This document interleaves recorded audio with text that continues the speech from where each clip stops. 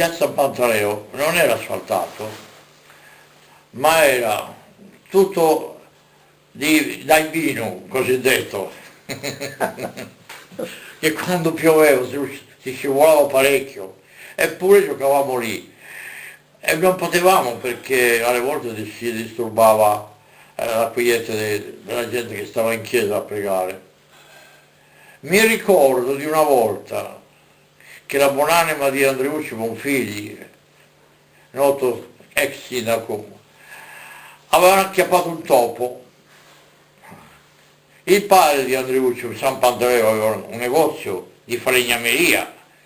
Lui è andato lì, consigliato da un manovale, un operaio che avevano lì, ha preso dell'acquaraggia, l'ha buttata sul topo e senza sapere leggere né scrivere, quello gli ha detto accendi il fiammifero.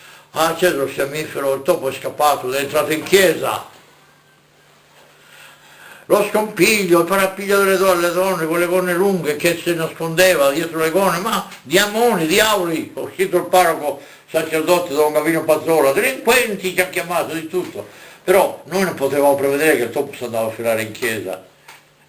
Queste erano le ragazzate di allora, fatto innocentemente.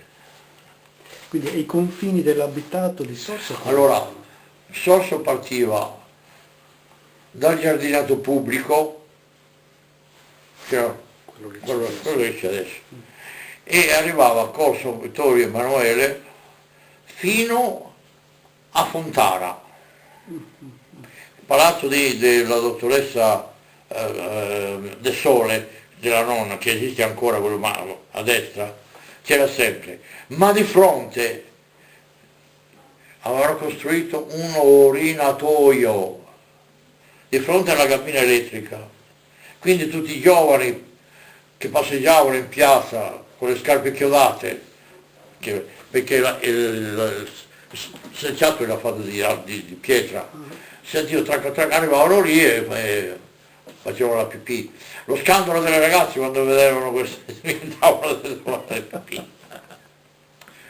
Io ho visto costruire a Sorso i primi canali delle fogne che attraversavano tutto il corso e andavano a scaricare nell'acqua, c'era un canale fatto apposta, nell'acqua della fontana della Villellara, che convogliavano a mare, giusto? Ma allora quell'acqua lì veniva utilizzata dagli orti che c'erano vicini, ma non c'erano detersivi da inquinare la terra, era solo escrementi umani, quelli che andavano via.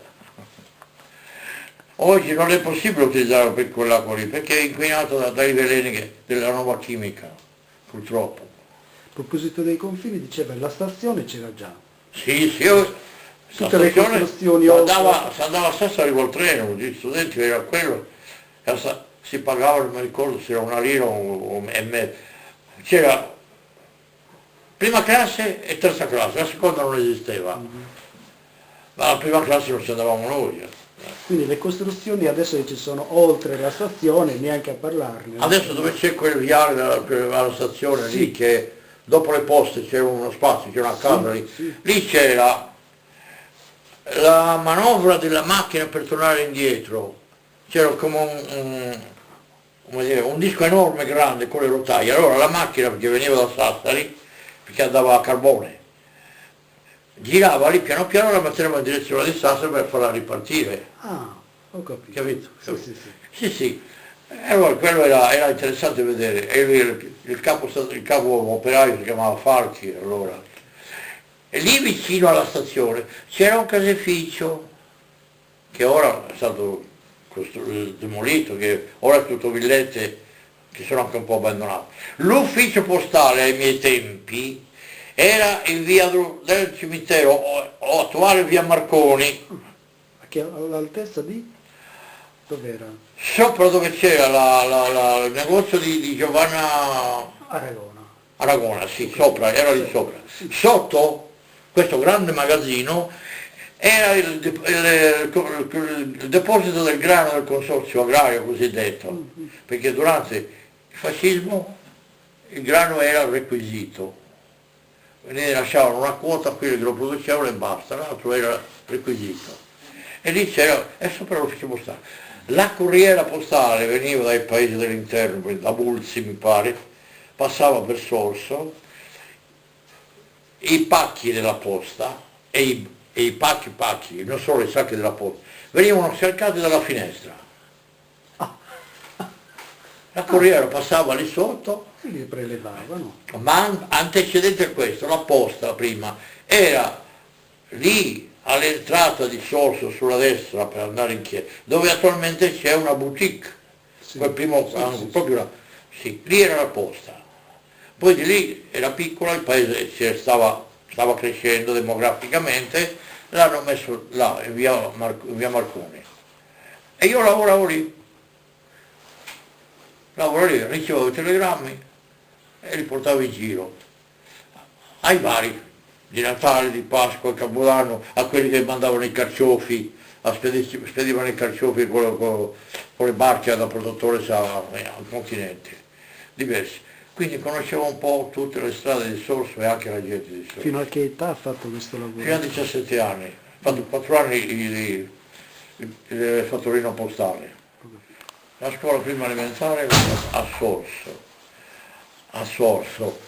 La mia maestra si chiamava Salis ed era di Sassari o giù di lì. La mia aula era dove attualmente c'è ufficio orario a sinistra o cosa c'è lì, non lo so adesso. Il primo ufficio che c'è sì. Illuminato da una sola lampadina, andavamo a scuola la mattina e il pomeriggio dalle 2 alle 5. E la mattina dalle 8:30 a mezzogiorno. Poi si usciva fuori, tutte le classi uscivano fuori e si chiacchieravano lì nel piazzale dove adesso c'è la piazza Garibaldi, che prima era tutto un albismo, anche lì, tutto tuffo. La seconda l'ho fatta su con un'altra maestra. La terza elementare invece l'ho fatta fuori, dove c'è l'ufficio, adesso c'è l'ufficio, è stato ufficio esattoriale, ultimamente, poi adesso c'è l'ufficio delle notificazioni, delle notifiche là, con il maestro Sari, e lì ho continuato fino alla quinta, sempre col maestro Sari.